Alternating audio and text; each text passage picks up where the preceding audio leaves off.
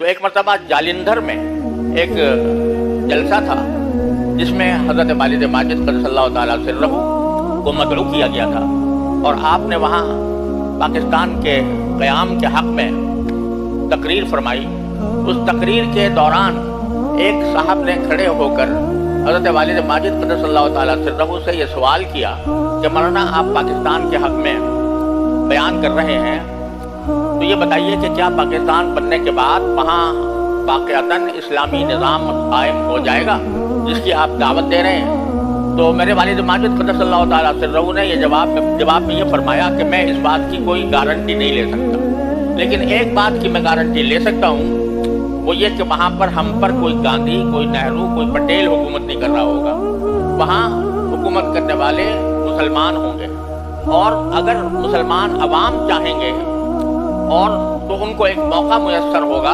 کہ وہ اس ملک میں اسلامی نظام قائم کرنے کی جد و جہد کر سکیں۔ یعنی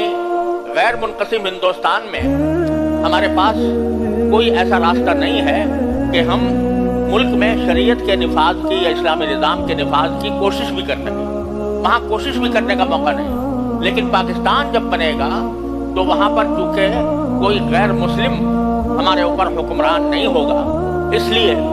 میں امید رکھتا ہوں کہ وہاں پر ہمیں اس جد و جہد کا موقع ملے گا، اس کوشش کا موقع ملے گا کہ ہم اس ملک کے اندر اسلامی شریعت کا نفاذ کریں، اسلامی نظام قائم کریں۔ یہ تھا پیش نظر ہمارے ان اکابر کے جنہوں نے پاکستان کی تحریک کی حمایت کی تھی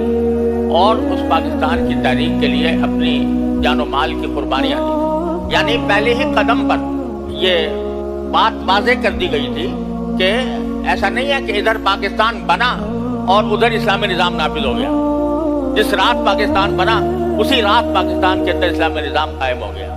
بلکہ مجھے یاد ہے کہ حضرت والد ماجد قدس اللہ تعالیٰ سرہ سے ایک اور موقع پر یہ سوال کیا گیا کہ اس وقت تحریک پاکستان کے جو قائدین ہیں، جیسے قائد اعظم محمد علی جناح یا مرحوم نوابزادہ لیاقت علی خان مرحوم یا سردار عبدالرب نشتر وغیرہ وغیرہ، تو کیا آپ ان کے بارے میں یہ سمجھتے ہیں کہ یہ جب برسر اقتدار آئیں گے تو اسلام نافذ کر دیں گے؟ تو یہ فرمایا کہ بعض لوگوں نے کہا کہ یہ آپ کو یہ سب دھوکہ دے رہے ہیں، اور اس دھوکے میں آ کر آپ ان کے ساتھ لگ گئے ہیں، لیکن یہ وہاں پر پہنچنے کے بعد آپ کو کہیں دھوکہ نہ دے جائیں۔ تو حضرت والد ماجد رحمۃ اللہ علیہ نے اس کے جواب میں اکبر الہ آبادی کا ایک شعر پڑھا۔ اکبر الہ آبادی کا شعر ہے کہ دام میں یار کے میں دیدہ و دانستہ فضا، دام میں یار کے میں دیدہ و دانستہ فضا، مجھ کو نادان نہ سمجھیں دل دانا والے۔ یعنی یہ اگر فرض کرو دھوکہ بھی دے رہے ہیں تو اس دھوکے کو ہم حقیقت میں تبدیل کرنے کے لیے ایک کوشش جاری کریں گے، ایک جد و جہد کریں گے، اور وہ جد و جہد کا راستہ ہمیں ملے گا۔ لہذا دام میں یار کہ میں دیدہ و دانستہ فضا، مجھ کو نادان نہ سمجھے دل دانا والے۔ تو پہلے دن سے جو ہمارے اکابر کے ذہن میں پاکستان کا تصور تھا وہ یہ تھا کہ ایک ایسا خطہ زمین ہمیں اللہ تبارک و تعالیٰ عطا فرمائیں گے جہاں ہمیں جد و جہد کا موقع ملے گا، ہمیں کوشش کا موقع ملے گا کہ ہم اس ملک کے اندر اسلامی نظام نافذ کر سکیں۔ یہ تھا بنیادی تصور ہمارے اکابر کے ذہن میں جنہوں نے پاکستان بنانے کی حمایت فرمائی تھی۔ اور بلکہ اب اس وقت ہندوستان کے حالات اگر آپ دیکھیں تو وہاں پر مسلمان انتہائی ضیق اور اذیت میں ہیں۔ صرف مسلمان ہونا جرم قرار پا گیا ہے، صرف مسلمان ہونا۔ اور وہاں پر جو ہندوتوا کے نام سے جو تحریک چل رہی ہے اور وہی برسر اقتدار بھی ہے، وہ صرف مسلمان ہونے کی بنیاد پر لوگوں کو مارتے ہیں، کاٹتے ہیں، ان کے ساتھ ظلم و ستم کا روا رکھتے ہیں۔ تو ان اکابر کے ذہن میں یہ منقشہ تھا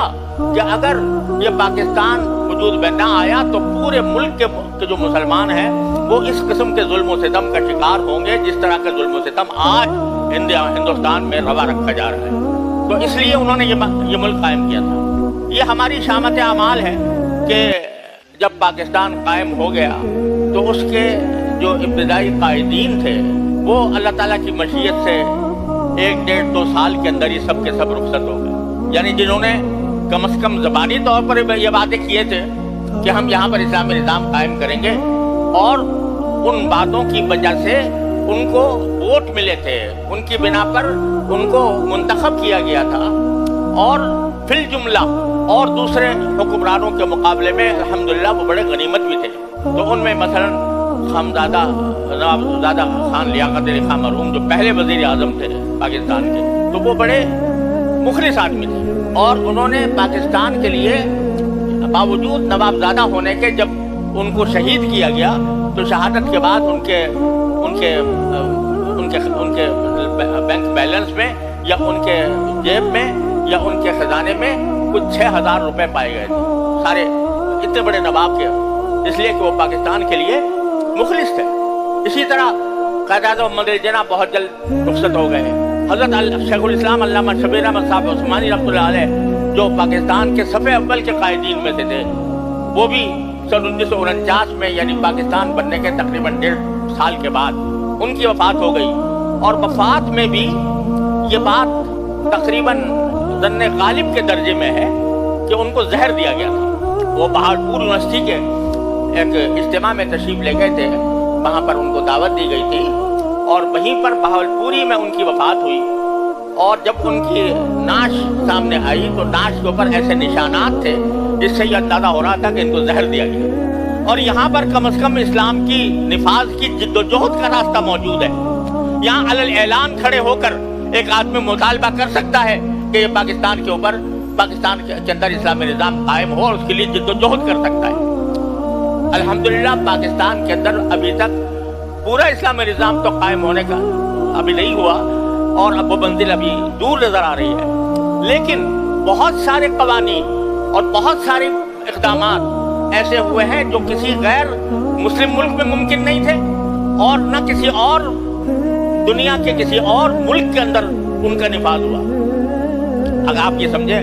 دیکھیں جس وقت یہ قادیانیوں کے غیر مسلم قرار دینے کی تاریخ چل رہی تھی، اور اللہ تعالیٰ نے کچھ حصہ ہم سے بھی اس میں خدمت کی توفیق اللہ تعالیٰ نے عطا فرمائی تھی، تو جب میں اس دستور کی اس ترمیم کے بعد جس میں مسلمان کی تعریف کی گئی تھی اور جس میں قادیانیوں کو غیر مسلم قرار دیا گیا تھا، وہ جب ترمیم کرنے کے بعد جب میں کراچی آ کر ایئرپورٹ سے اترا تو ایک مشہور عالم جو پہلے سے جو ہے وہ پاکستان کے قیام کے حق میں نہیں تھے، انہوں نے مجھ سے یہ جملہ کہا کہ آج پاکستان کا صحیح فائدہ ظاہر ہوا